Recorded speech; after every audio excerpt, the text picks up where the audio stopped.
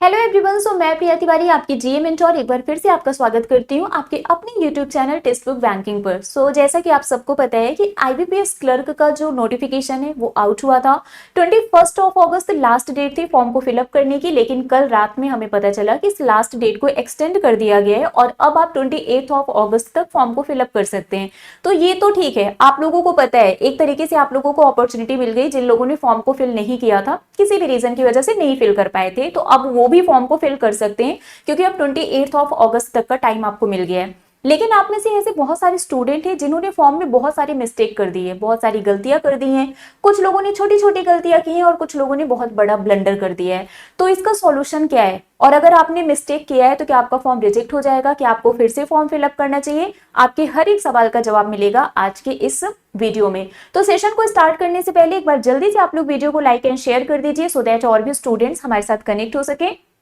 But उससे पहले मैं आपको बता दूं, ये मेरा टेलीग्राम ग्रुप है प्रिया मैम टेक्स्ट बुक, इसको ज्वाइन कर लीजिए। मेरी जितनी भी क्लासेस होती हैं सभी क्लास की पीडीएफ, क्लास की लिंक, सारे अपडेट, नोटिफिकेशन सब कुछ यहाँ पर मिल जाएगा। इवन अगर आपको कोई डाउट होता है तो वो भी आप मुझसे यहाँ पर पूछ सकते हैं। ठीक है, चलो विदाउट एनी डिले फटाफट से यहाँ पर आते हैं। देखिए, आप सबको पता है आईबीपीएस क्लर्क का नोटिफिकेशन आया था, लेकिन उस टाइम पर बोला गया था कि 1 अगस्त से लेके 21 अगस्त तक आप फॉर्म को फिलअप कर सकते हैं। ठीक है, क्लियर है। यहां पर एक और पॉइंट लिखा हुआ था, edit window for candidates to modify और correct application form including online payment for edit. तो यहां पर बहुत क्लियरली मेंशन किया गया है कि आपको विंडो एक बार फिर से, एडिट विंडो आपको एक बार फिर से देखने को मिलेगा कि अगर आपने कोई गलती कर दी है तो आप उसको फिर से एडिट कर सकते हैं, मॉडिफाई कर सकते हैं, करेक्ट कर सकते हैं। ठीक है, क्वेश्चन ये है कि ये जो एडिट विंडो है ये ओपन कब होगा? ठीक है, तो यहाँ पर लिखा हुआ है after closure of registration will be notified on official IBPS website. मतलब ये जो लास्ट डेट है जिस दिन आप फॉर्म को फिलअप कर रहे हैं, ठीक है, उसके बाद ये विंडो ओपन होगा। तो पहले तो आपको फॉर्म को फिलअप करना है। जब आप फॉर्म फिलअप करते टाइम कोई गलती कर देंगे उसके बाद ही तो आप उसको एडिट करेंगे, मॉडिफाई करेंगे। तो जब लास्ट डेट आपका खत्म हो जाएगा, है ना, रजिस्ट्रेशन जो डेट है ये क्लोज हो जाएगा, उसके बाद ये विंडो ओपन होगा। मतलब एडिट विंडो आपको देखने को मिलेगा जहां पर आप अपनी गलतियों को सुधार सकते हैं। लेकिन नोटिफिकेशन में कुछ और भी बहुत क्लियरली मेंशन किया गया है कि कौन से एडिट आप या फिर कौन से मॉडिफिकेशन आप नहीं कर सकते। ठीक है, वो भी हम डिस्कस करेंगे। अब यहाँ पर आते हैं, देखो यहाँ पर लिखा हुआ था कि आफ्टर क्लोजर ऑफ रजिस्ट्रेशन, लेकिन ये 21 अगस्त को क्लोज होने वाला था, नहीं हुआ। अब लास्ट डेट को इन्होंने एक्सटेंड करके 28 अगस्त कर दिया है। तो दैट मीन्स ये जो एडिट विंडो है ये 28 अगस्त के बाद ओपन होगा। ठीक है, ये कब ओपन होगा? 28 अगस्त के बाद।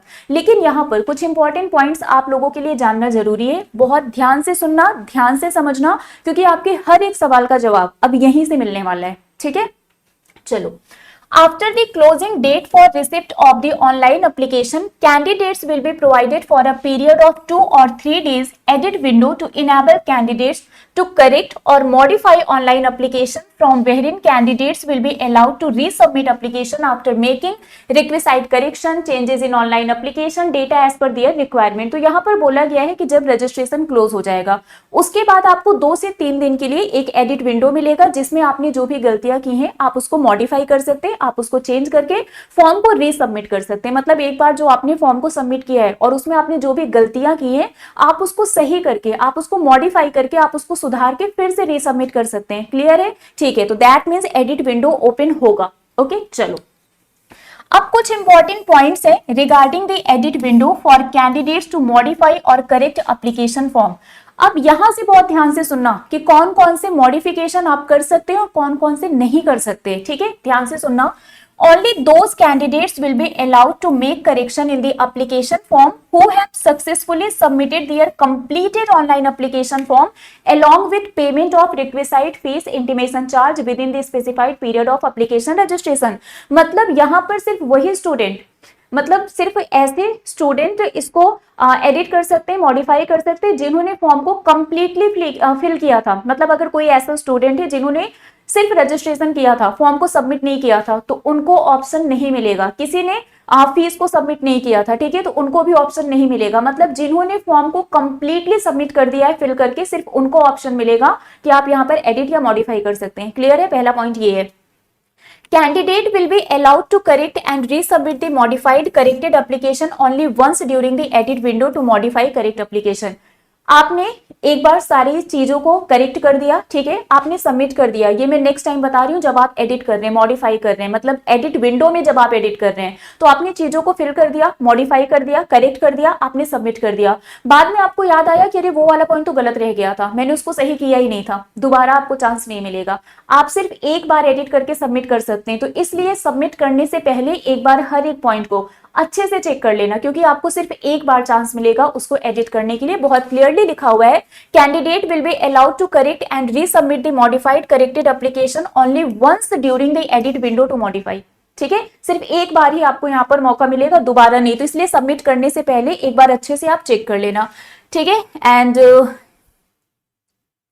इसके बाद बिफोर सबमिशन ऑफ द, हाँ ठीक है, data submitted by the candidates in original application. अब यहाँ पर वो पॉइंट बताया गया है कि कौन कौन से मिस्टेक को आप मॉडिफाई नहीं कर सकते हैं, ठीक है। सो data submitted by the candidate in original application for name, आपने नाम गलत फिल कर दिया है तो वो आप एडिट नहीं कर पाएंगे। ईमेल आईडी आपने गलत फिल कर दिया है, वो भी आप एडिट नहीं कर पाएंगे, ठीक है। मोबाइल नंबर हो गया, स्टेट, यूनियन टेरिटरी, जहां से वैकेंसी आई है, जहां पर आपने फिल किया है, और करेस्पॉन्डेंस एड्रेस में आपने जो भी स्टेट या यूनियन टेरिटरी मेंशन किया है, permanent address, post and nationality, these fields can not B edited. मतलब ये वो फील्ड्स हैं जिसको आप एडिट नहीं कर सकते हैं। कौन कौन सी चीजें हैं जिसको आप एडिट नहीं कर सकते हो? अगर आपने इनमें से कोई मिस्टेक किया है ना, तो दैट मीन्स अभी आपके पास टाइम है, आप फॉर्म को फिर से फिल कर दीजिए, क्योंकि ये एडिट विंडो में भी एडिट नहीं होगा। ये आपके लिए बहुत ही ज्यादा जरूरी है। आपका नाम हो गया, email ID, mobile number, state और union territory filled in vacancy field, state और union territory filled in correspondent address field, permanent address, post applied for, nationality, and this means if there is any mistake in this field it can not be corrected later. मतलब अगर आपने इसमें कोई mistake किया है तो ये आपका एडिट विंडो में भी काम नहीं करेगा। तो इसके लिए आप फॉर्म को दोबारा फिल कर दो, ठीक है। ये आपका एडिट विंडो में भी चेंज नहीं होगा, मॉडिफाई नहीं होगा, करेक्ट नहीं होगा। ये मैं आपको बता रही हूँ क्योंकि नोटिफिकेशन में बहुत ही क्लियरली मेंशन किया गया है, ओके। बाकी इसके अलावा जो चेंजेस है वो आप कर सकते हो, ठीक है। इसके अलावा कोई भी मिस्टेक है तो उसको आप सही कर सकते हो, उसको आप चेंज कर सकते हो, बस ये चेंजेस आप नहीं कर सकते हो। क्लियर है? कोई डॉक्यूमेंट आपने गलत अपलोड कर दिया है, आप उसको मॉडिफाई कर सकते हैं, है ना, लेकिन ये सब चेंज नहीं होगा, ओके। चलिए अब यहां पर देखो क्या लिखा हुआ है, in case of category changes from general EWS OBC to SC ST PWBD. जैसे मान लो कि आप एससी एसटी कैटेगरी से हैं, आपने जनरल से फिल कर दिया था, अब आप कैटेगरी चेंज कर रहे हैं, तो इसका मतलब ये नहीं है कि अब आपका जो फीस है वो भी चेंज हो जाएगा। जो फीस आपने पहले पे कर दिया था वो अब आपको रिफंड नहीं होगा। तो अगर आप कैटेगरी चेंज करते हैं तो जो फीस पहले था वही रहेगा, फीस यहाँ पर चेंज नहीं होगा। इन्होंने बोला है fees already paid will not be refunded. जो आपने पहले फिल कर दिया था जब आपने as a general OBC EWS category को कंसीडर करके आपने फॉर्म को फिलअप किया था और बाद में आपने एससी एसटी कर दिया, तो फीस रिफंड नहीं होगा, ठीक है। इसके अलावा fee applicable for modifying correcting the application form through edit window is ₹200। तो यहाँ पर ये जो आप मॉडिफिकेशन करेंगे एडिट विंडो के थ्रू, इसके लिए भी आपको चार्ज देना पड़ेगा और वो ₹200 है, ₹200 फॉर एवरी कैटेगरी। यहाँ पर इन्होंने लिखा है the correction fee will be uniformly applicable to all candidates, है ना, इररिस्पेक्टिव ऑफ द कैटेगरी। मतलब ये सबके लिए सेम है कि अगर आप मॉडिफिकेशन करने जाते हैं, आप एडिट करते हैं एडिट विंडो के थ्रू, तो आपको ₹200 पे करना पड़ेगा और ये सबके लिए सेम है, इसमें कोई रिलैक्सेशन नहीं है, ठीक है, ओके। इसके बाद यहाँ पर क्या है, subject to the receipt of the applicable correction fees only the latest modified application will be treated as a valid. तो जो आप मॉडिफाई करके एप्लीकेशन सबमिट करेंगे वही वैलिड होगा, ठीक है, बाकी कोई यहाँ पर वैलिड नहीं होगा। In case of multiple application, अगर आपने एक से ज्यादा बार फॉर्म को फिलअप किया है तो जो आपका लेटेस्ट एप्लीकेशन है आप उसी को एडिट करना, क्योंकि उसी को कंसीडर किया जाएगा। जैसे एक बार आपने रजिस्ट्रेशन किया था, आपको लगा कि कुछ गलती हुई है, आपने दोबारा फिल कर दिया, तो जो आपने दोबारा फिल किया था उसी को कंसीडर करना अगर आपको फिर से एडिट करना है, ठीक है। लेटेस्ट वाले को ही यहाँ पर कंसीडर करना है। After the expiry of the edit window, मतलब जैसे अगर 2 दिन के लिए ये विंडो ओपन हुआ है ना, 2 दिन के बाद वो क्लोज हो जाएगा, तो उसके बाद आपको कोई ऑप्शन नहीं मिलेगा कि आप उसमें मॉडिफिकेशन या करेक्शन कर सकते हैं। तो इसलिए आईबीपीएस के ऑफिशियल वेबसाइट पर आपको एक्टिव रहना है कि जैसे ही विंडो ओपन होगा और आपने जो भी मिस्टेक की है आप उसको सही कर देना। बाकी कहां कहां पर मॉडिफिकेशन नहीं होगा वो मैंने आपको बता दिया है, तो अगर आपने उसमें कोई गलती की है तो आप फॉर्म को फिर से फिल कर दीजिए, क्योंकि उसको सही करने का कोई ऑप्शन भी नहीं है, ओके। चलो अब सवाल ये आता है कि ये एडिट विंडो कब ओपन होगा, है ना, क्योंकि हम तो गलती करके बैठे हैं और हमें बिल्कुल भी सब्र नहीं है, जल्दी से विंडो ओपन हो जाए और हम सही करते हैं। तो चलो आईबीपीएस पीओ को कंसीडर करते हैं। अगर हम आईबीपीएस पीओ की बात करें तो आप सबको पता है कि 1 जुलाई से 21 जुलाई तक फॉर्म को फिलअप किया जा सकता था। उसके बाद इसका भी लास्ट डेट एक्सटेंड हुआ था, 28 जुलाई तक फॉर्म को फिलअप कर सकते थे। 28 जुलाई तक फॉर्म फिलअप हुआ था। इसके बाद इसका जो एडिट विंडो है ना, ये ओपन हुआ था 31 जुलाई को। 31 जुलाई एंड 1 अगस्त के लिए इस विंडो को ओपन किया गया था, मतलब 2 दिन के लिए। अब आप यहां पर देख सकते हैं 28 जुलाई लास्ट डेट थी एंड 31 को इसका विंडो ओपन हो गया था। तो 1 से 2 दिन का ये टाइम लेंगे, है ना, 1 दिन बाद या 2 दिन बाद विंडो ओपन हो जाएगा यहाँ पर भी। तो 28 अगस्त के बाद 29 या 30 को यहाँ पर भी जो एडिट विंडो है वो ओपन हो जाएगा। और उसके बाद आपको क्या करना है, जो भी मिस्टेक आपने किया है वो आपको करेक्ट कर देना है, ठीक है। आई रियली होप सो कि हर एक पॉइंट यहाँ पर क्लियर हो गया होगा। एंड कोई भी कंफ्यूजन होता है तो आप कमेंट बॉक्स में मुझसे पूछ सकते हैं। वैसे मैंने आपको हर एक पॉइंट बता दिया है, ठीक है, कि कौन सा करेक्शन आप कर सकते हैं, कौन सा करेक्शन आप नहीं कर सकते हैं, एडिट विंडो कब ओपन होगा, सब कुछ मैंने बता दिया है। तो आई रियली होप सो कि हर एक डाउट यहाँ पर क्लियर हो गए होंगे। अगर स्टिल कोई कंफ्यूजन है, कोई डाउट है, तो आप मुझे कमेंट करके बताना। बाकी अगर आप किसी भी एग्जाम की प्रिपरेशन कर रहे हैं, फॉर एग्जांपल अगर आप आईबीपीएस क्लर्क की भी प्रिपरेशन कर रहे हैं, तो आप हमारे सुपर पास में एनरोल करवा सकते हैं। सुपर पास में आपको सब कुछ मिलेगा, आप हर एक एग्जाम की प्रिपरेशन कर सकते हैं एक सिंगल सब्सक्रिप्शन से, ठीक है। एलआईसी हो गया, आईबीपीएस क्लर्क हो गया, एसबीआई क्लर्क हो गया, NICL AO, OICL, RRB PO clerk, IBPS SBI PO, मतलब सब कुछ आपको मिलेगा एक सिंगल सब्सक्रिप्शन में। इवन आप bank, SSC, railway, teaching, AG सबकी प्रिपरेशन कर सकते हैं सिर्फ एक सुपर पास के सब्सक्रिप्शन में, है ना। अगर आपको इसके बारे में जानना है, समझना है, तो आप 5 दिन का ट्रायल ले सकते हैं सिर्फ 5 रुपए में, ठीक है। स्टार्टिंग 5 रुपए से है, 5 दिन का आपको ट्रायल मिलेगा, 5 दिन की फ्री वैलिडिटी रहेगी, है ना। और 5 दिन के बाद यहाँ पर ऑटो पेमेंट हो जाएगा 329 रुपीज का, ठीक है।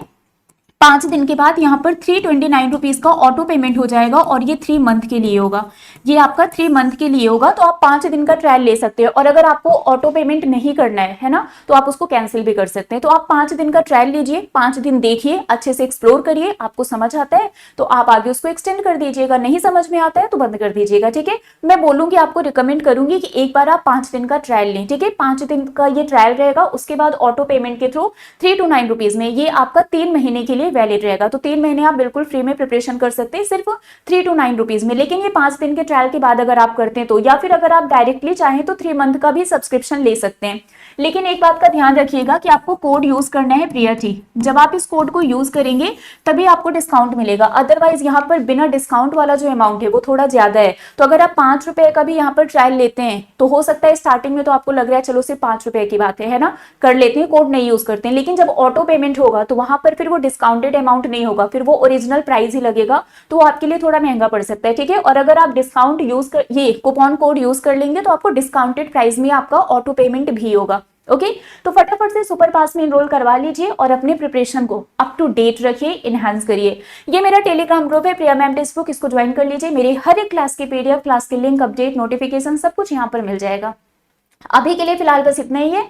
जाने से पहले वीडियो को लाइक कर देना, शेयर कर देना, एंड अगर कोई भी डाउट होता है तो कमेंट करके पूछ लेना, हम आपके हर एक सवाल का जवाब देंगे। और जिन लोगों ने अभी तक चैनल को सब्सक्राइब नहीं किया है, चैनल को सब्सक्राइब जरूर कर लेना। मिलते हैं आपसे ऐसे ही किसी और अपडेट के साथ। Till then bye bye guys, take care, thank you so much.